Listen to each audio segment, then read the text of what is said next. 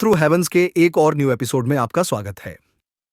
पिछले एपिसोड में हमने देखा था सियोएन जब मुगु से फाइट कर रहा था, तब वहां पर स्वांगकोंग जी की एंट्री होती है और स्वांगकोंग जी की स्पिरिचुअल एनर्जी से मुगु का स्पिरिचुअल लॉक डिस्ट्रॉय होता है, जिसके तुरंत बाद ही लिटिल फेरी डॉक्टर तियानोजुन जी और केजोंग के पास आ जाते हैं। अब ये देखकर मुंह घुस को छोड़कर भाग जाता है, लेकिन तब स्वांगकोंग जी को पिल टावर में इन्वाइट करते हैं। अब आगे एपिसोड स्टार्ट होती है। स्वानकोंगजी से जो इन्फॉर्मेशन मिली इसके बाद से कहता है, मैं आपको एक और ट्रबल देना चाहता हूं, क्या आप प्लीज के बारे में एनक्वायर करके मुझे सारी इन्फॉर्मेशन कल दे सकते हैं। हमें इसके मैटर को जल्दी ही सॉल्व करना होगा। अब यह बात सुनते ही की बातों पर तुरंत एग्री करता है। कहता है, आप चिंता ना करें, सुबह होते ही स्वर्णमिग सेठ की सारी इन्फॉर्मेशन आपके पास होगी। ये जो वहां से चला जाता है, फिर दियाना जुंजी से कहते हैं, वो आदमी बहुत ज्यादा खतरनाक था। हम लोग तुम्हारे इतने ज्यादा करीब थे, पर इसके बावजूद भी हम उस आदमी के सोल बैरियर को थोड़ा सा भी फील नहीं कर पाए। इसका मतलब आगे भी जब वो तुमसे फाइट करेगा तब वो इस तरह की टेक्निक को यूज करेगा। इसीलिए संयंत्र में इस पर्सन से डील करने के लिए कोई उपाय ढूंढना होगा। लिटिल फेरी डॉक्टर कहती है, हम उसका काम अभी निपटा सकते हैं।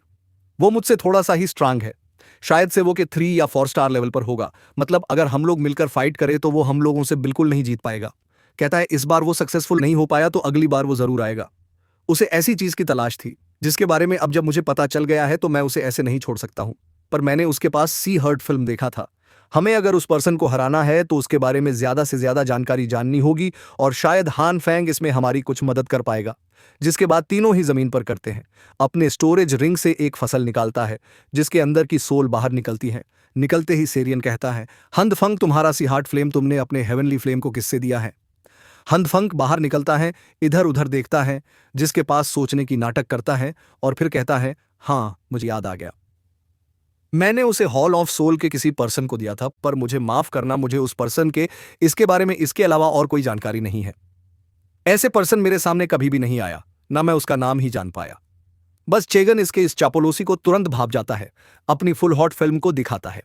कहता है, हानफेंग एक बार दोबारा सोच लो, फुल हॉट फ्लेम की जलन हानफेंग को अभी भी याद है। इसको देखते ही वो डर से जमीन पर लेट जाता है। गुड़गिड़ाते हुए कहता है, रुक जाओ, मुझे मत जलाओ, मैं तुम्हें सब कुछ बताता हूं। वो आदमी का एक एल्डर है, वो एक बहुत ही प्रेस्टिजियस एल्डर है और वो लेवल पर है, और वो एल्केमिस्ट के 8th लेवल पर भी है। उस आदमी को मैं मुगु कहा जाता है, मुगु योचेन के साथ सेक्ट पे हुआ करता था, पर कोई अननोन रीजन की वजह से मुगु को सेक्ट मास्टर सेक्ट से बाहर निकाल दिए थे। मुगु जिसके बाद हॉल ऑफ सोल ज्वाइन कर लिया। मैं कुछ पोजीशन पाने के बाद वो मुझे केना अटैक्ट करा। उससे मिलकर मुझे पता चला कि वो योजेन से बहुत ज्यादा नफरत करता है। जिसके बाद वो मुझे योजेन के खिलाफ भड़काया और उसी की वजह से मैंने मास्टर याचेन के ऊपर हमला किया और उनकी जान ली। ये बात सुनकर सेक्शन गुस्सा आ जाता है। गुस्से में कहता है, तो फिर मुझे मास्टर याचेन ने इस बारे में कुछ क्यों नहीं बताया। सेया को गुस्सा होता हुआ देखकर हंट घबराता है, पीछे भागने लगता है। कहता है, रुक जाओ, मुझे भी नहीं पता कि मास्टर याचेन को इस बारे में खुद पता भी होगा। मुनहगु ये सब चीज मुझसे छुपकर करवा रहा था और इस बारे में मुझे एक्सीडेंटली हॉल ऑफ शॉल में पता चला। जिसके बाद रिंग तिहे हुए ऐसे इनके पैरों के पास आ जाता है। कहता है, मेरे छोटे भाई प्लीज मुझे फ्री कर दो। मुझे अपनी गलती का पूरा एहसास हो गया है और मैं अब मास्टर या लॉ को बचाने की कोशिश करूंगा, और मैं इसके बारे में इन्वेस्टिगेट करना चाहता हूं, प्लीज मुझे आजाद कर दो। पर यह सुनते ही वापस से उसको अपने वेसल में खींच लेता है और बंद कर देता है। को इसके एविल इंटेंस अच्छे से पता है, इसीलिए वो हॉर्न फैन को कभी छोड़ने वाला नहीं है। जिसके बाद सेविंग कहता है, अब हमारे पास सिर्फ एक ही उपाय है, अल्केमिस्ट्री टावर में जाकर बिल गैदरिंग कंपटीशन में टॉप 10 पोजीशन हासिल करना है।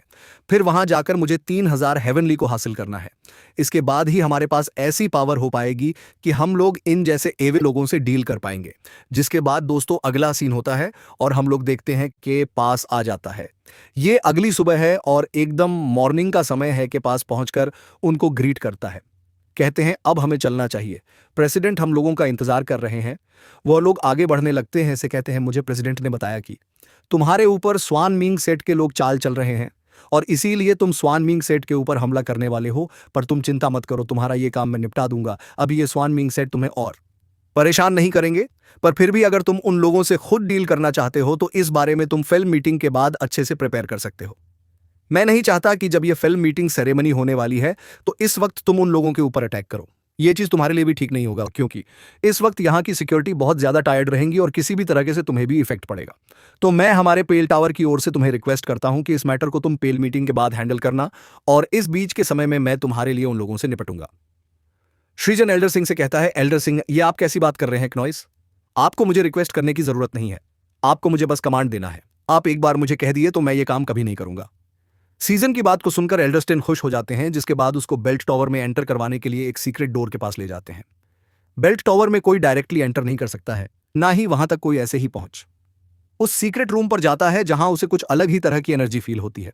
उसके पैरों के नीचे बहुत ही सॉफ्ट सरफेस होता है। ये सारी चीजों को एनालाइज कर रहा होता है। तभी एल्डरसेन कहते हैं, अब हम लोग पेल टावर में जाने के लिए तैयार है, मेरे साथ रहना। इसके बाद वो एक हैंड साइन करते हैं और फिर वो जो सॉफ्ट सरफेस था वो बहुत सुंदर तरीके से ग्लू करने लगता है।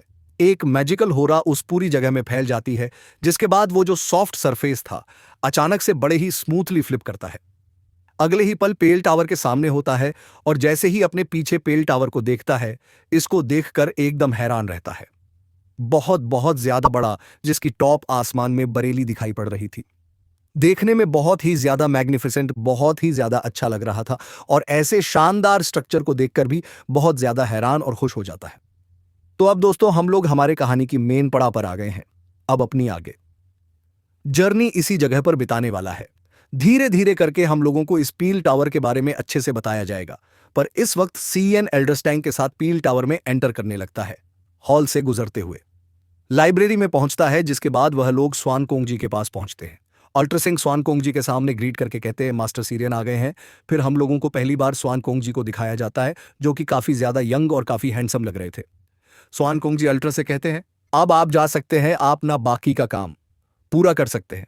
एल्टन सैंग वहां से चले जाते हैं, जिसके तुरंत बाद स्वर्ण कुंभ जी को खुश होकर ग्रीट करता है और उन्हें पिछले रात के लिए भी तहे दिल से शुक्रिया अदा करता है। फिर स्वर्ण कुंभ जी शिवेन को बहुत अच्छे से ट्रीट करते हैं, उसके कंधे पर हाथ रखते हैं, कहते हैं, योजिन की आइज का सच में कोई मुकाबला नहीं है, तुम बहुत ज्यादा टैलेंट हो।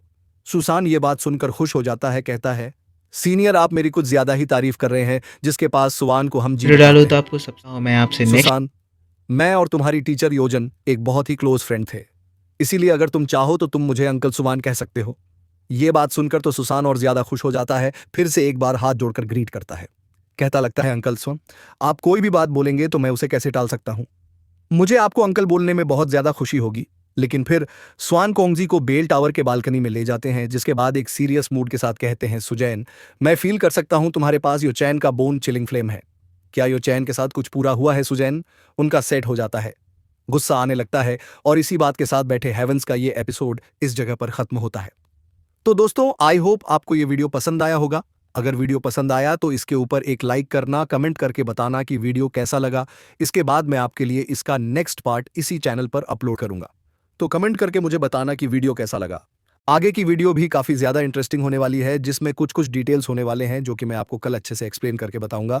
तो इस वीडियो पे एक लाइक ज़रूर से कर देना, और अगर आपने पिछला एपिसोड नहीं देखा है तो जाकर उसे भी देख लेना, इसी चैनल पर अपलोड कर दिया गया है। और जिन्होंने भी इस चैनल को अभी तक सब्सक्राइब नहीं कर रखा है, सब्सक्राइब करके बेल आइकन जरूर से ऑन कर लेना, ताकि जब भी मैं वीडियो डालूं तो आपको सबसे पहले पता चल जाए। तो दोस्तों मिलता हूं मैं आपसे नेक्स्ट वीडियो में, तब तक के लिए take care, bye bye and thanks for watching.